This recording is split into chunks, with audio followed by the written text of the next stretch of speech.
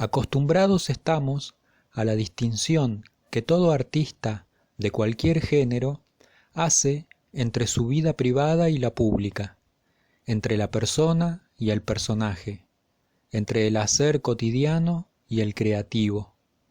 Todo artista se crea a sí mismo como autor junto con su obra. Desde Salvador Dalí hasta Elvis Presley, pasando por Carlos Gardel o Miguel de Cervantes, de cualquiera pueden observarse las características que en su personalidad se corresponden con la obra y hasta la presuponen. Pero este sujeto creador, que difiere del ser de carne y hueso, es también una creación junto con la obra, y muchas veces puede decirse que forma parte de la misma. Ahora bien, hay un caso que en particular parecería salirse de esta regla. En Jorge Luis Borges se advierte una aparente falta de correlación entre la obra y el autor. Como autor nos referimos a esa construcción que el artista, en este caso escritor, hace de sí mismo. Tenemos la imagen de Borges como un hombre conservador, formal en sus modales y anticuado en algunos pensamientos, proveniente del siglo XIX. No discutiremos aquí cuánto se corresponde esta imagen con la realidad del Borges íntimo, sino que trataremos del uso que el autor hace de ella en función de su literatura. Para quienes aún no los han leído, y a causa de esta imagen, se generan ciertos prejuicios acerca de lo que tratan los libros de este autor. Imaginamos que deberían corresponderse la formalidad y el conservadurismo en textos plagados de academicismos y rígidos argumentos. Sin embargo, sorpresivo resulta el hallazgo de cuentos cuya estructura carece completamente de reglas conocidas, o en todo caso inauguran una nueva forma de contar. Borges es disruptivo en la forma, pero sobre todo en el contenido. Desvirtúa la frontera entre realidad y ficción, de manera desconcertante. Mezcla personas reales con personajes de su invención. Crea sistemas cosmológicos en un par de páginas que nos hacen dudar de la fidelidad del mundo en el que vivimos. Atendiendo a todo esto, notamos la obvia carencia de correlación entre el autor conservador y la obra disruptiva. Pero esta incompatibilidad, lejos del desacierto, es articulada adrede y tiene que ver con el género practicado por Borges. Al contrario de lo que ocurre en la literatura de fantasía, en donde todo está impregnado de maravilla e inverosimilitud, y donde la cuota de realidad está reducida al mínimo, en el género fantástico es necesario, para resaltar el hecho extraordinario y aislarlo en la trama, rodearlo de un contexto de realidad y verosimilitud. Para esto, los autores del género adoptaron la práctica, por ejemplo, de insertar en el relato a personas de la vida real, incluso hasta a ellos mismos como protagonistas de sus cuentos o novelas. Un precursor fue Leopoldo Lugones, en libros como Cuentos fatales o Las fuerzas extrañas.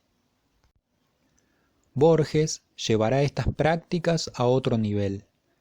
El tema central de su obra puede resumirse en la cuestión de la ficción y su contracara, la realidad. Una profunda crítica que plantea el serio problema de definir su frontera.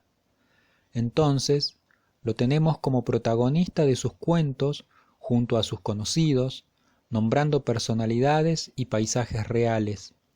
Todo para enmarcar el hecho fantástico que nos está contando. Hasta aquí nada nuevo.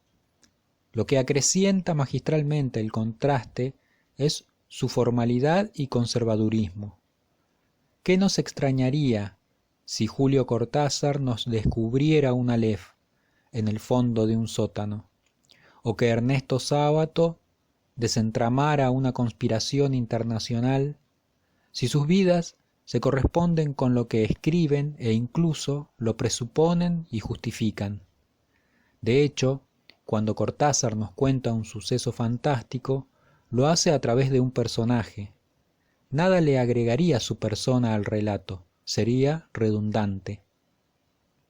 Cuando Sábato, por otra parte, nos habla de una conspiración de las tinieblas, lo hace a través de su personaje Fernando Vidal Olmos, en la novela Sobre héroes y tumbas.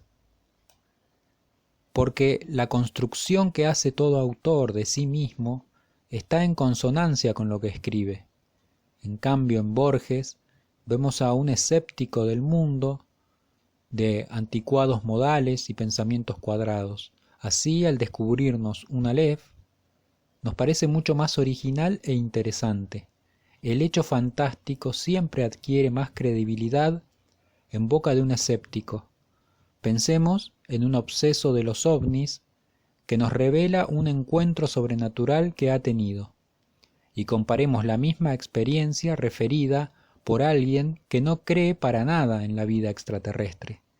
Nuestra percepción del relato no será la misma. No insinuamos con esto que Borges fingiera su forma de ser para enfatizar su obra. Todo lo contrario, creemos que simplemente fue consecuente con sus valores, su crianza, estatus e incluso con su linaje. Pero sí los utilizó en favor de su obra. ¿Acaso cualquier artista no se ve obligado en muchos casos a romper con tradiciones y costumbres, con mandatos familiares y sociales, para poner sus actos y conciencia en consonancia con su obra? Borges hace lo contrario porque es lo que requieren sus argumentos y la forma que usa para comunicarlos. La vida y opiniones de Gabriel García Márquez presuponen Macondo. La vida y opiniones de Cortázar justifican los cronopios y las famas. Ahora, cuando Borges, junto a su amigo Bioy Casares, debido al descubrimiento de una falsa cita en una enciclopedia, nos revela la existencia de una confabulación internacional que busca transformar el mundo convenciéndonos de que la realidad material es una ilusión y que todo lo existente es producto de nuestra mente, la revelación adquiere una formidable verosimilitud, hija del contraste entre los actores y los hechos. Borges parece un escritor del siglo XIX, pero escribe como uno del siglo XXI. Vive como un conservador, pero escribe a la vanguardia de las vanguardias.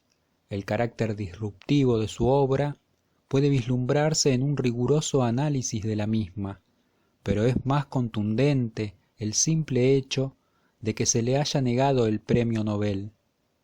Burlando a la historia, Borges hizo de sí un personaje de sus ficciones, inmortalizando su obra.